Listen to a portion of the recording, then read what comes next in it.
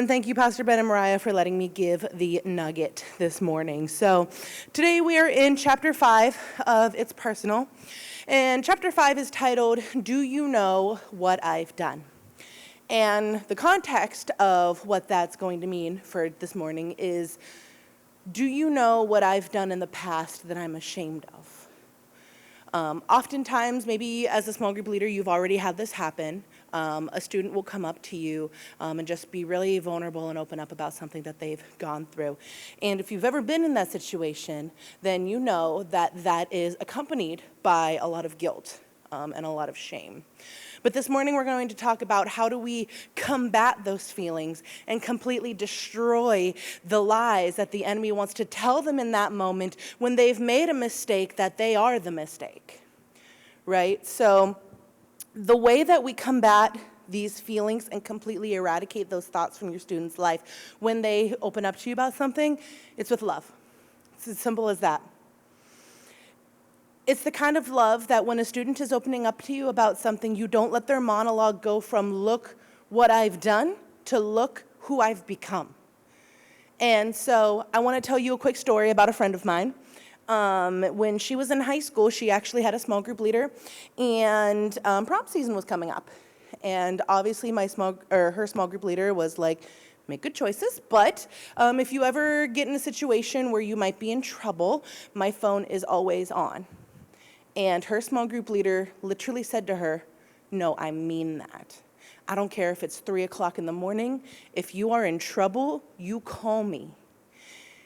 And that gave my friend so much confidence.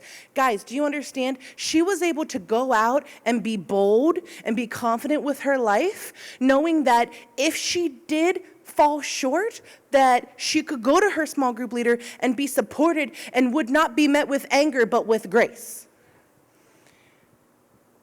And let me tell you the impact that that made on her life. This friend of mine actually is pursuing a career in ministry herself right now.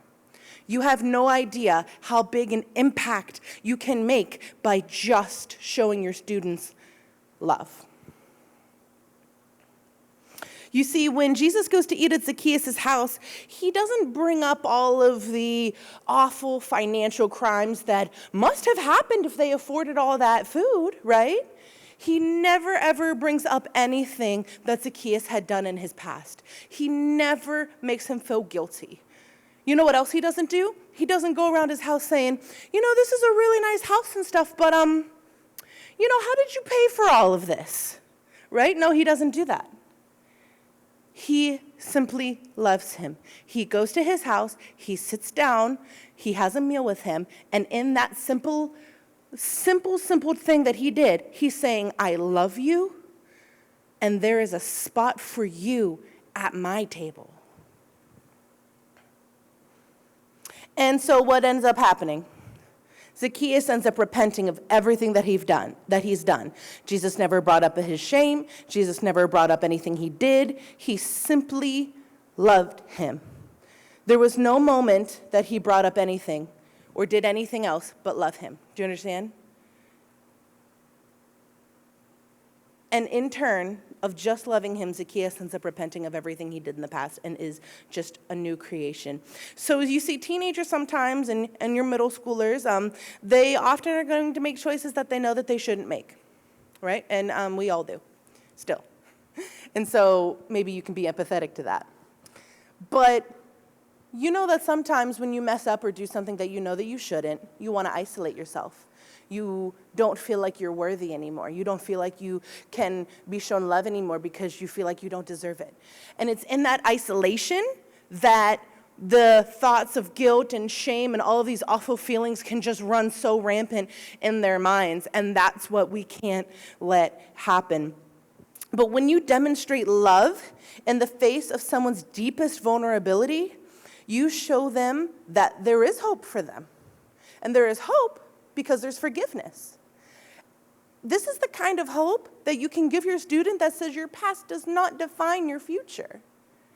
And that is just, you can't put a price to that.